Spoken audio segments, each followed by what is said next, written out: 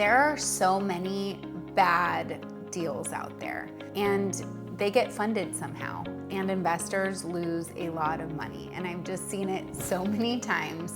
In this market, it happens less because capital's tough to come by, but I've seen so many horrific deals get funded, and it's just tragic. I'm Megan Epstein, a real estate developer, a wife, and a mother of 4. I've completed 10 different commercial development projects ranging in size from 10 million to 100 million. On this channel, I tell you all about the journey and the lessons I've learned along the way. We look at probably over 100 to 125 projects before choosing one.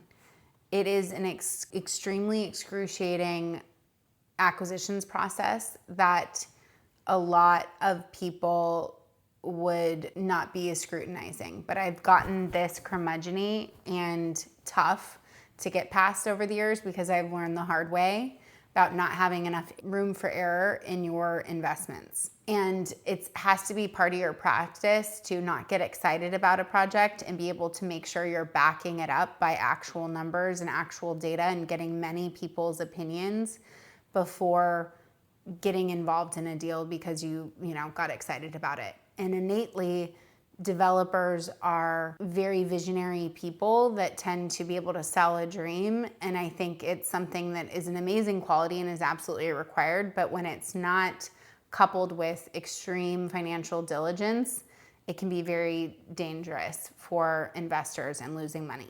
One of the fundamental things you have to do to start is buying the property at the right price. That's the very beginning.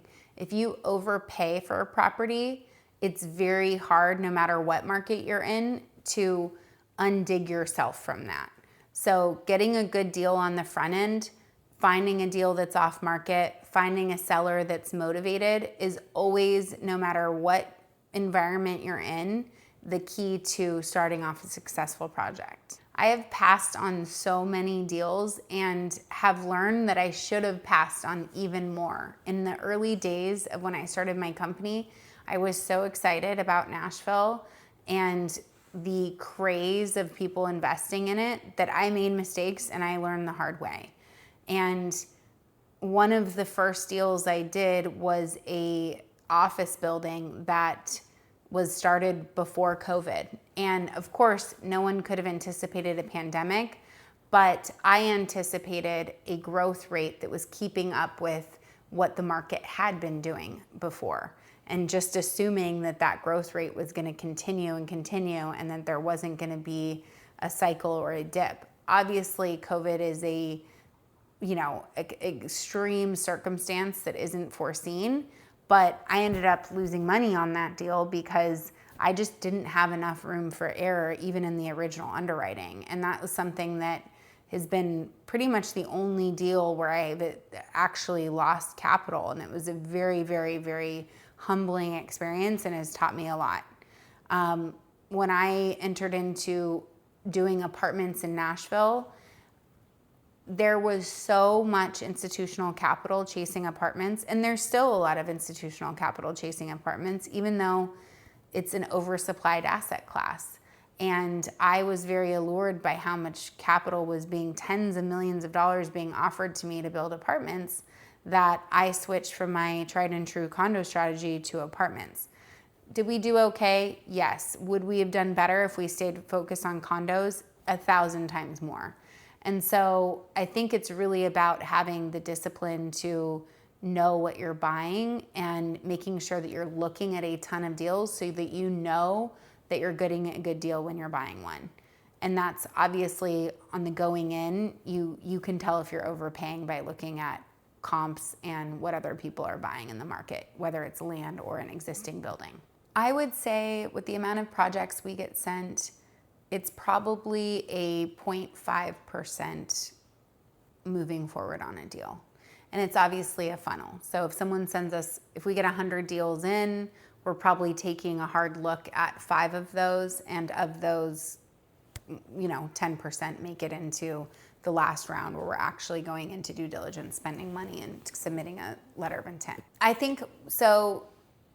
Your deal criteria is going to be very specific for what asset class you're in. Right now, I'm extremely focused on building my condos. And so I have my own set of deal parameters, and you have to make a list of your own so that you can easily check yes or no and stay focused. It's something I did not do in the beginning of my career, and I wish I would have, because if you have a list of 10 things that you need in a project, initially 99% of the things you see are not going to fit all those parameters. And when you find one that actually does, you can lean in and you have that much more conviction, and you're not wasting a bunch of time and resources on chasing the wrong projects. I think chasing what's hot I've just seen it being very cyclical. So I've worked with very large institutional investors, think like pension funds and university endowments, and people that are placing, tens and hundreds of millions of dollars, if not billions of dollars. And the problem at that level is that the trends are very cyclical. Right now, data storage is the big hot thing. 2-3 years ago, it was all about industrial. Now industrial's overbuilt. When you have that amount of dollars chasing an asset class and everybody moves into it, it gets oversupplied very quickly and the deals go away. So I've actually seen large institutions making much larger mistakes than scrappy investors because they have so much more capital and the market can change so quickly under them. Just in my career, apartments have always been a asset class that people want to invest in, and it's generally pretty stable. It is oversupplied right now, but I think in general, for rental housing is going to always be something that's stable. But because of that, there's so much competition in it. You have every guy in a cubicle in New York underwriting every apartment building, in the Southeast. And so I think it's you have to be very careful entering into asset classes that are the big hottest thing, that aren't something that's going to continue to, if you're not on the forefront of the growth, or you're not entering into something where the puck is going. You do a back of napkin number. So it's the back of napkin, which is, what I refer to a lot, is just basically, hey, if I buy it for X amount and I have to put in Y amount, can I sell it for, way more than what I bought or have in it?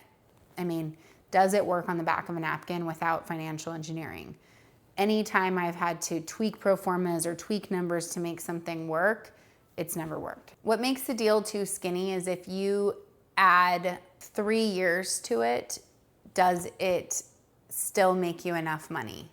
Because a pandemic can happen, interest rates can rise, we can enter a war in the Middle East. Like, you have to have enough time in your model to where your deal will work if it takes 3 years longer than what you think it will. Same on costs. I've seen costs escalate by 20 to 30% just since COVID.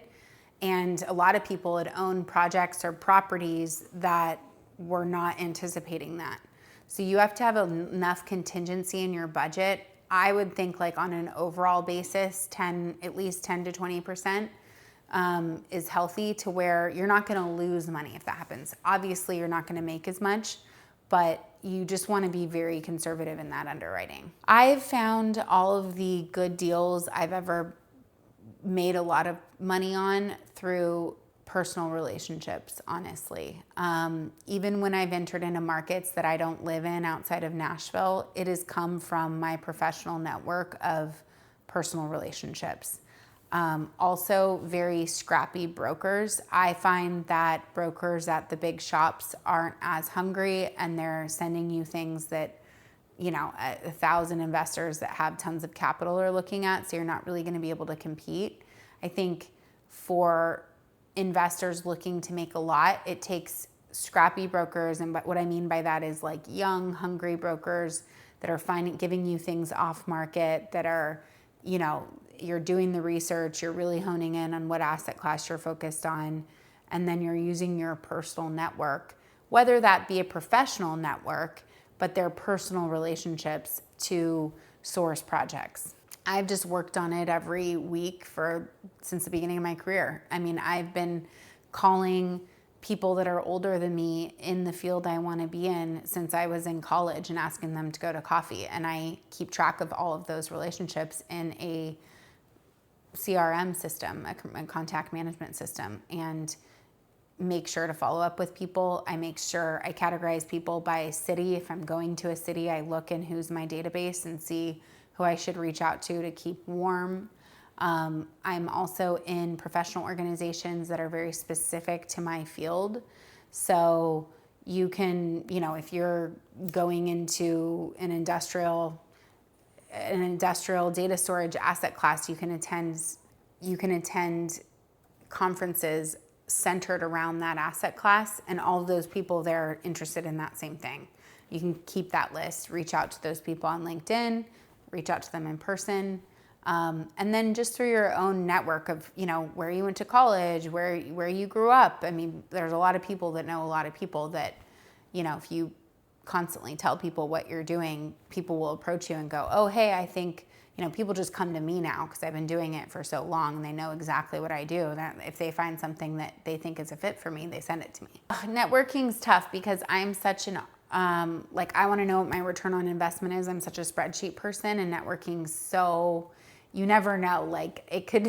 I've raised capital from a person I met from another person that I met from another person. I had no way of knowing that, that would happen at that conference. I've spent thousands of dollars and hundreds of hours at conferences that have literally got me nowhere. So it is an inefficient game. I think AI is a tool to hone in on, what groups are aligned with what you're doing has been amazing and can really zero you in on what type of either professional organizations you should be joining or what investment groups you should be reaching out to.